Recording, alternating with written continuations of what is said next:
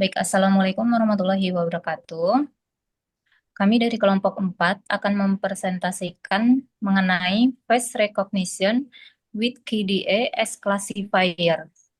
Kelompok kami terdiri dari Muhammad Noverdi, Muhammad Salman, Safira Az-Zahra, dan saya sendiri Nasihatul Khairiyah. Latar belakang. Pengenalan wajah adalah teknologi penting dengan banyak aplikasi atau keamanan biometrik media sosial. Banyak algoritma modern dibangun di atas prinsip dasar aljabar linier. Tantangan utama dalam pengenalan wajah adalah data berdimensi tinggi, ribuan piksel per gambar. Hal ini membuat komputasi menjadi berat. Rumusan masalahnya, bagaimana konsep aljabar linier dapat diterapkan untuk menyederhanakan data wajah berdimensi tinggi dan membangun model pengenalan yang efektif. Di tahap mana saja penerapan teori matriks, nilai eigen, dan ortogonalitas, serta bentuk kuadratrik terjadi dalam alur kerja proyek ini. Seberapa akurat model yang dibangun menggunakan pendekatan ini dalam mengenali wajah pada data yang belum pernah terlihat sebelumnya.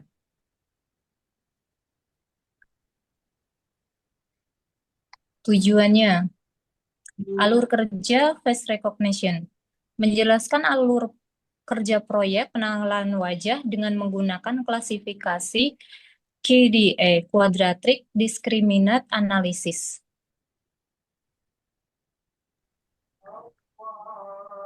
Kemudian, terapan konsep aljabar linier menunjukkan bagaimana konsep matriks, nilai eigen, ortogonalitas, dan bentuk kuadratrik diterapkan secara praktis dalam proyek ini. Lalu performanya menunjukkan performa akhir dari model yang telah dibuat. Selanjutnya, kita akan masuk langsung ke aplikasinya untuk face recognition with QDAS classifier. Berikut merupakan alur kerja dan kaitannya dengan materi matriks aljabar linear. Prosesnya dimulai dari kotak proyek analisis wajah. Kita memuat dan mempersiapkan data wajah dari dataset. Data ini kemudian melalui praproses,an. Di sinilah teori matriks berperan, di mana setiap gambar diubah menjadi representasi matriks. Selanjutnya, langkah krusial yaitu reduksi dimensi dengan PCA. Langkah ini memanfaatkan konsep nilai eigen, ortogonalitas, dan similaritas untuk mengurangi jumlah fitur. Data yang sudah diringkas itu kemudian dimasukkan ke tahap klasifikasi dengan QDA. Disinilah konsep bentuk kuadratik dari aljabar linear diterapkan. Terakhir, kita akan melakukan evaluasi dan visualisasi hasil untuk melihat performa model. Secara singkat, proses ini mengubah data gambar yang kompleks menjadi representasi matematis yang lebih sederhana untuk kemudian diklasifikasikan. Selanjutnya, akan kita bahas lebih detail. Berikut merupakan input dan output. Untuk input kita adalah data wajah berlebar dari dataset labeled face in the wild. Data ini berisi dua hal, gambar wajah yang direpresentasikan sebagai matriks nilai piksel, dan label, yaitu nama orang yang sesuai dengan setiap gambar. Tujuannya adalah untuk melatih model agar dapat mengenali pola visual yang membedakan satu orang dengan yang lainnya. Selanjutnya, outputnya adalah prediksi nama untuk gambar-gambar baru di data uji yang belum pernah dilihat model. Hasilnya berupa label prediksi, nama yang ditebak oleh model, dan matriks kinerja. Itu adalah laporan yang mengukur seberapa akurat prediksi tersebut. Tujuannya adalah untuk mengukur dan memvisualisasikan kemampuan generalisasi model dalam mengenali wajah baru. Langkah yang pertama yaitu representasi data sebagai matriks. Setiap gambar di dataset pada dasarnya adalah sebuah matriks dua dimensi. Dalam contoh ini berukuran 125 dikali 94 piksel. Nilai di dalam matriks ini mewakili intensitas gelap dan terang piksel, biasanya antara 0 dan 1. Untuk analisis, kita bisa menggunakan matriks dua dimensi ini secara langsung. Jadi kita tidak bisa. Jadi kita perlu meratakannya atau flatten menjadi sebuah vektor baris, menjadi sebuah vektor baris tunggal, di mana semua baris dari matriks digabungkan dari ujung ke ujung. Dalam kasus ini, matriks 125 kali 94 menjadi satu vektor 1 kali 11.750. Semua vektor gambar ini kemudian disusun menjadi satu matriks data X raksasa, di mana setiap baris dalam matriks representasi dari satu gambar wajah, dan setiap kolomnya adalah satu fitur pixel. Langkah ini adalah penerapan teori matriks dan wajib dilakukan agar kita bisa menerapkan proses aljabar linear seperti PCA. Lalu untuk langkah keduanya yaitu reduksi dimensi dan teori di balik PCA. Setelah data menjadi matriks, kita menghadapi tantangan di langkah kedua. Tantangannya adalah data kita kini memiliki 11.750 fitur dalam pixel yang terlalu banyak sehingga menyebabkan komputasi lambat dan model sulit menemukan pola yang signifikan. Solusinya adalah menggunakan PCA. Tujuannya adalah untuk memproyeksikan data kita dari 11.750 dimensi ke ruang baru yang jauh lebih kecil. Dalam proyek ini kami memiliki 30 dimensi dengan kehilangan informasi seminimal mungkin. Secara konsep, PCA menghasilkan eigenface atau vektor eigen, yaitu ada pola dasar wajah yang ortogonal. Eh, Terus tiap eigenface memiliki nilai eigen yang menunjukkan seberapa besar variasi atau informasi yang dijelaskan. Dengan memilih 30 eigenface dengan nilai eigen tertinggi, kita telah menangkap sebagian besar informasi penting dari wajah,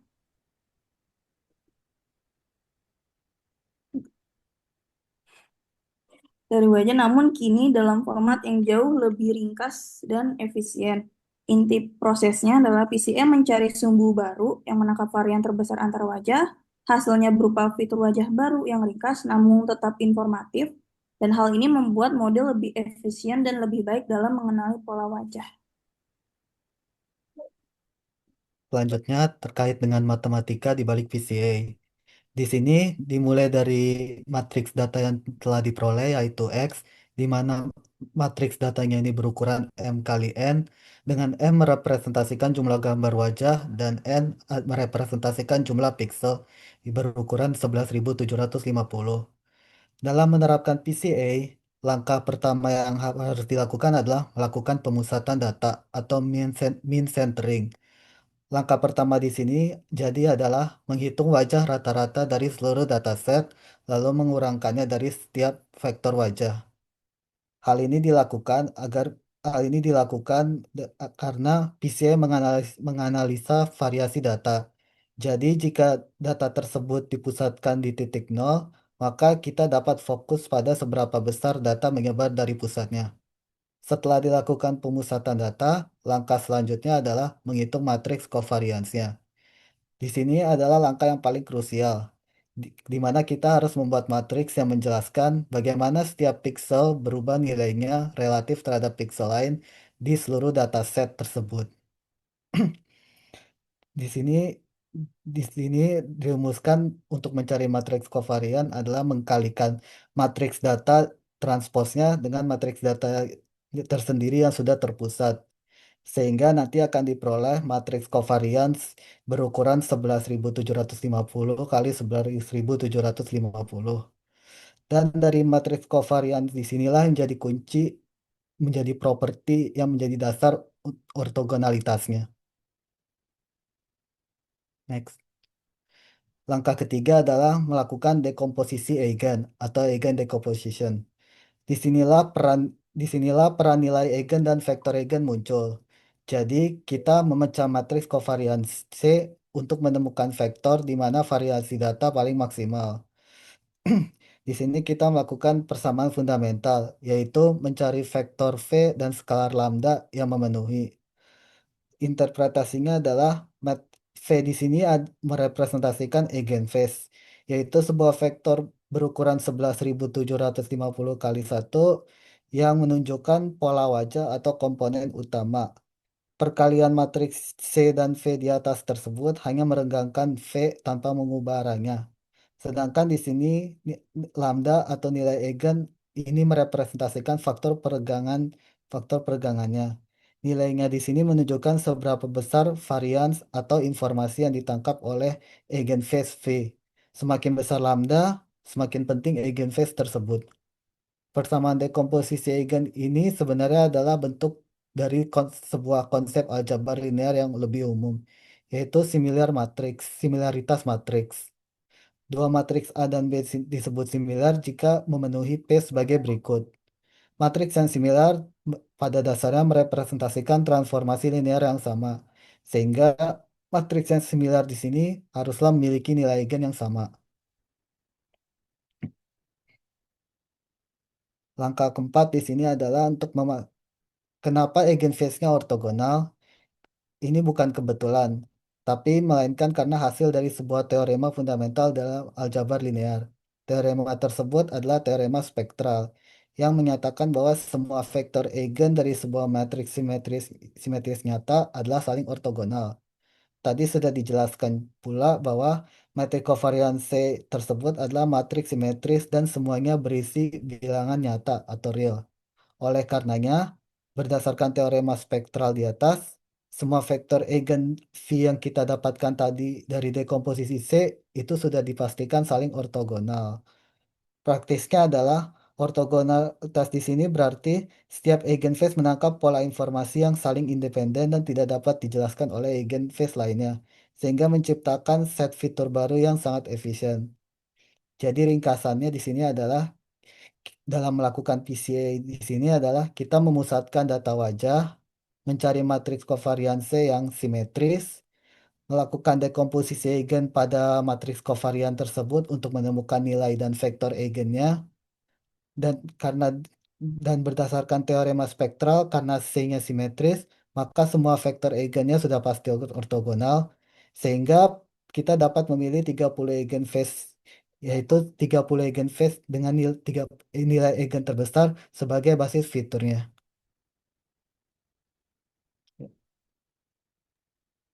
Berikutnya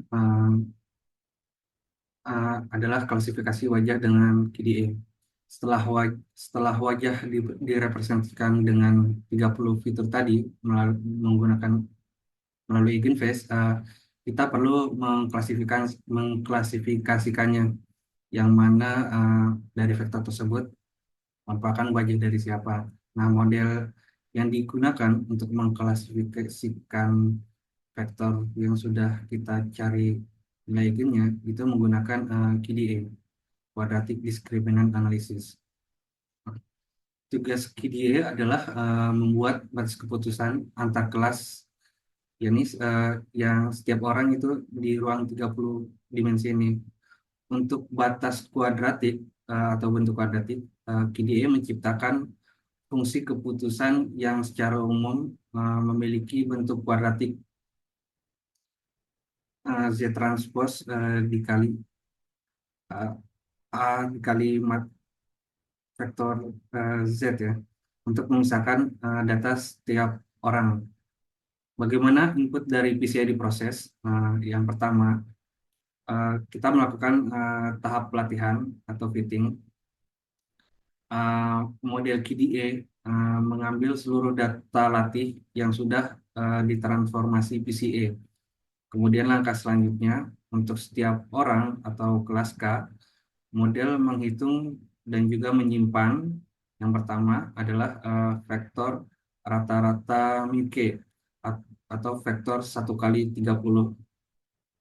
Kemudian matriks covariance atau sigma K, sigma K, yakni matriks 30 dikali 30. Kemudian selanjutnya tahap prediksi. Sebuah vektor wajah baru yang dimensinya 1 kali 30 dari data uji dimasukkan. Kemudian model menghitung skor dari masing-masing vektor tadi untuk setiap kelas K dengan nilai μk dan juga sigma K yang sudah disimpan. Nanti wajah X tadi akan diklasifikasikan dengan milik orang K yang menghasilkan skor eh, dari VDA yang tertinggi.